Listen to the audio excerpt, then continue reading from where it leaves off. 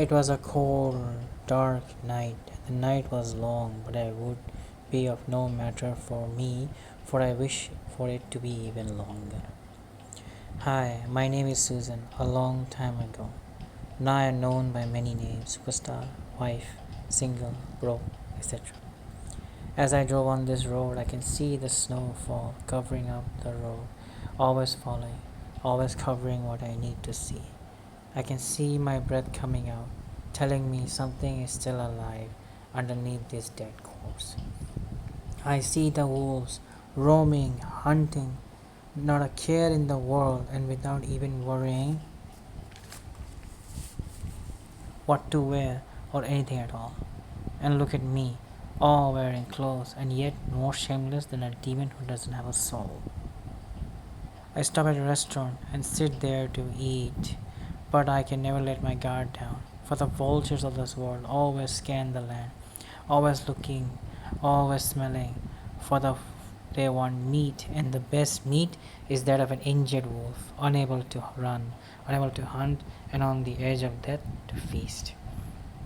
I wish I could cry. I wish someone could hear me and tell me that he is there for me, but none do. All of them only hunger for my imminent demise.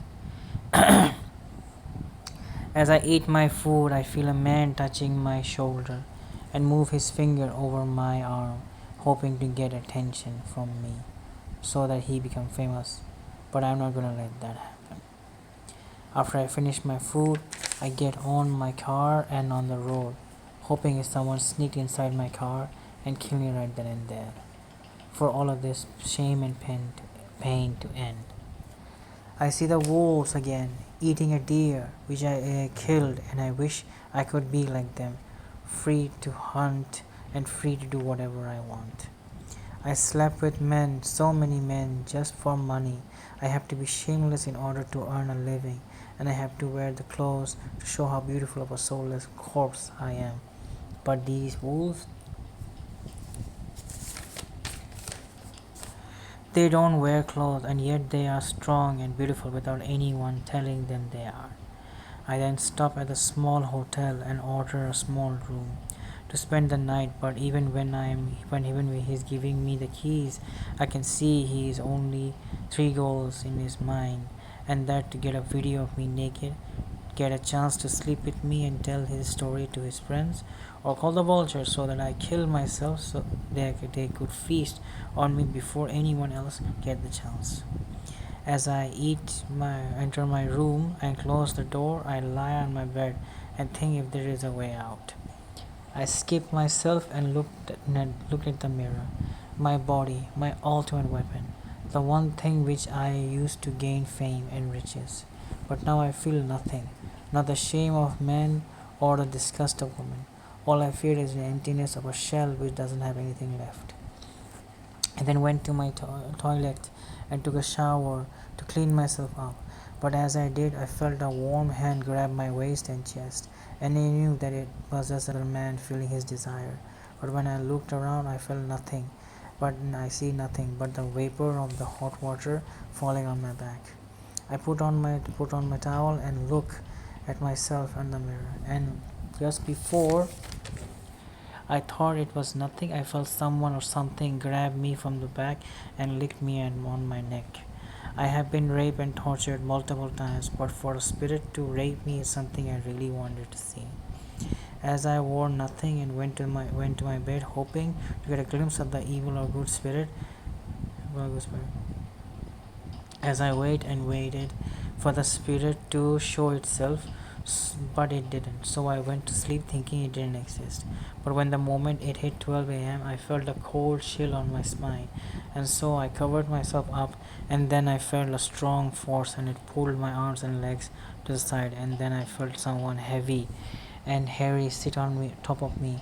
I opened my eyes, and there it was, the spirit. He had three heads, one of a man, one of an ox, and one of a goat. His body was covered with fur and had very long, sharp claws, and his legs was that of a goat. He looked straight at me and then licked me with his long tongue, but instead of being afraid and disgusted by him, I got up and kissed him on the lips to show him that I was not afraid of him. and so both the spirit and I had sex together. Every time we kissed, his tongue would go down my throat, and I would taste like honey. Every time he scratched me with his claws, I felt a sense of love towards him and not hatred, and every time his fur touched my skin, I felt the warmth of a lover. After it was over, I was covered in wounds of claw marks, while his fur was covered in blood of mine. He then started licking all my wounds and healed them. He then went towards the mirror and tapped 3 times on it. Then a door was opened, and I saw a table there with food and other creatures like him. I decided to follow him and started to move like a cat to please him, to make him like me more. But he put me back on my feet and took me to his world. There I saw 4 other women sitting there on the table. One had face on her chest, one had octopus-like tentacles coming out from her back, another had a horse head and hind legs as legs, and the last one had 4 snakes for legs, a scale like that of a snake, and fangs dripping with venom. I was like a small scared seeing them, but most of all, I thought they would reject me like everyone else.